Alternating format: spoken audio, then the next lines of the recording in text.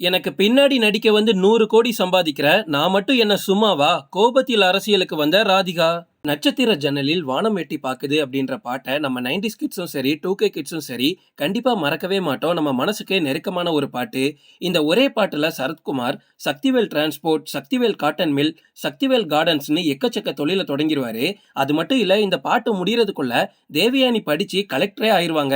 இதெல்லாம் சினிமாவுக்கு சரி, நிஜ வாழ்க்கையில செட் ஆகுமா அப்படின்ற கேள்வி எல்லாருக்குமே இருக்கும்.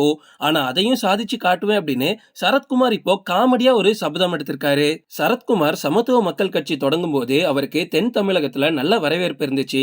இதுக்கு காரணம் அவர் நடிச்ச நாட்டாம, சூரியவம்சம் இந்த மாதிரியான படங்கள் தான். அதை சார்ந்திருந்த பெரிய சமூகம் அவருக்கு நல்ல வரவேற்பு கொடுத்துச்சு. அதுக்கப்புறமா அரசியல்ல சரத்குமார் காணாமலே போயிட்டாரு. வரக்கூடிய நாடாளுமன்ற தேர்தல்ல நிறைய கட்சிகள் ஆளும் பாஜக கூட தான் கூட்டணி வச்சிருக்காங்க. ஆனா நம்ம நாட்டாம அவரோட சமத்துவ மக்கள் கட்சியை அந்த கட்சி கூட இணைச்சே விட்டாரு.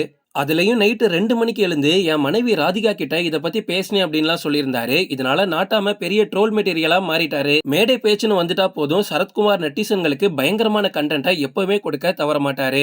தலைவர் எது பேசினாலும் காமெடியா தான் இருக்கும் அப்படின்னு ஆயிடுச்சு. இதுல சமீபத்தில் நடந்த பிரச்சார விழாவுல சரத்குமார் கலந்து கொண்டாரு. அப்ப பொதுமக்கள் கிட்ட சூரியவம்சம் படத்துல எப்படி தேவயானியை கலெக்டர் ஆக்குனேனோ அதே மாதிரி என் பொண்டாட்டி ராதிகாவை இந்த எலெக்ஷன்ல எம்பி ஆக்குவேன் அப்படின்னு சொல்லியிருக்காரு. அந்த படத்துல சின்ராசு பொண்டாட்டி எப்படி ஒரே பாட்டுல கலெக்டர் ஆனாங்கன்னே நமக்கு தெரியல. இதுல இன்னும் 30 நாள்ல நிஜ பொண்டாட்டி ராதிகாவை எம்பி ஆக்குறேன் அப்படின்னு நாட்டாம சொன்ன சபதம் பயங்கர வேடிக்கையா இருக்குன்னு எல்லாருமே ட்ரோல் பண்ணிட்டு வராங்க. வாயுள்ள புல்ல பொழைச்சுக்கும் அப்படின்னு சொல்லுவாங்க. அந்த ரகத்தை சேர்ந்தவங்க தான் ராதிகா. நடிகை ராதிகா மேல ஒரு சில நெகட்டிவ் விமர்சனங்கள் இருக்கதான் செய்யுது. இருந்தாலும் 80s மற்றும் 90s காலத்துல இவங்க பிரபலமான ஒரு நடிகை அப்படின்னு நம்ம மறுக்கவே முடியாது. அதுவும் இவங்களோட டேலண்ட்டை நம்ம எந்த விதத்திலையும் குறை சொல்ல முடியாது. வெள்ளித்திரை மற்றும் சின்னத்திரை ரெண்டுலையுமே சாதித்து காட்டிய நடிகை தான் இவங்க. மேடை பேச்சுல அப்பா எம்.ஆர். ராதா, அண்ணன் ராதா ரவி இவங்க 2 பேரை போலவே திறமசாலியானவங்க தான் ராதிகா. ராதிகாவுக்கு சமீப காலமாவே பண பிரச்சனை கொஞ்சம் அதிகமா தான் இருக்கு. ரேடன் தயாரிப்பு நிறுவனத்தின் மூலமா சன் டிவில கொடிகட்டி பறந்துட்டு இருந்தாங்க. ஆனா சன் டிவி இப்போ ராதிகா கூட இணைந்து பணியாற்ற விரும்பவே இல்ல. மேலும் சினிமாவுல ராதிகாவுக்கு சொல்லிக் கொள்ற அளவுக்கு பெரிய சினிமா வாய்ப்பும் கிடைக்கல.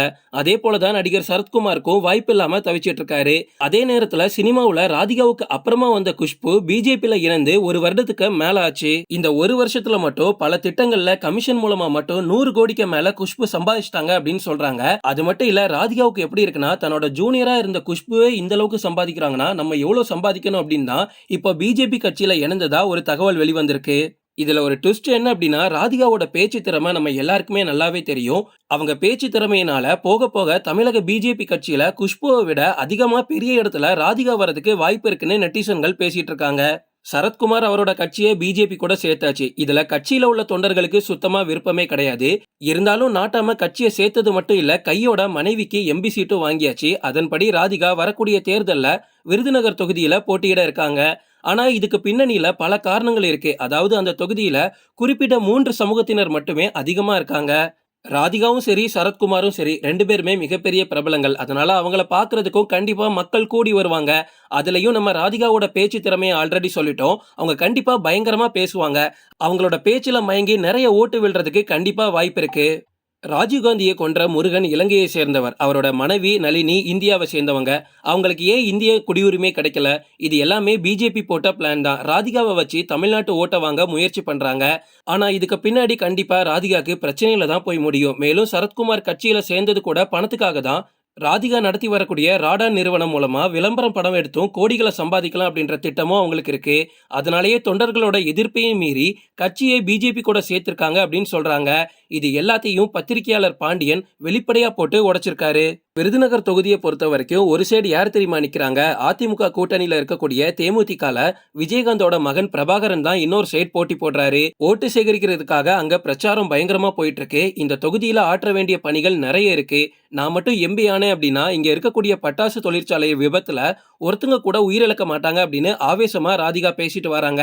தன்னை எதிர்க்கக்கூடிய சக போட்டியாளரான விஜய பிரபாகரனை குறித்து பேசும்போது, பிரபாகரன் என் பொண்ணு கூட சேர்ந்து படிச்சவர் தான், விஜயகாந்தோட மகன் எனக்கும் மகன் போலதான் அப்படின்னு, அவர் ரொம்ப வருஷம் நலமுடன் இருக்கணும் அப்படின்னு நிறைய வார்த்தைகளை அடிக்கிட்டே வராங்க ராதிகா. பட் அவங்க என்ன பேசினாலும் சோசியல் மீடியால என்ன சொல்றாங்க அப்படின்னா, ஓட்டு வாங்க என்னெல்லாம் பேசுறாங்கயா அப்படின்னு தான் கலாய்ச்சிட்டு வராங்க. இந்த மாதிரி சுவாரஸ்யமான சில விஷயங்கள் தெரிஞ்சுக்க தொடர்ந்து எங்களை ஃபாலோ பண்ணுங்க.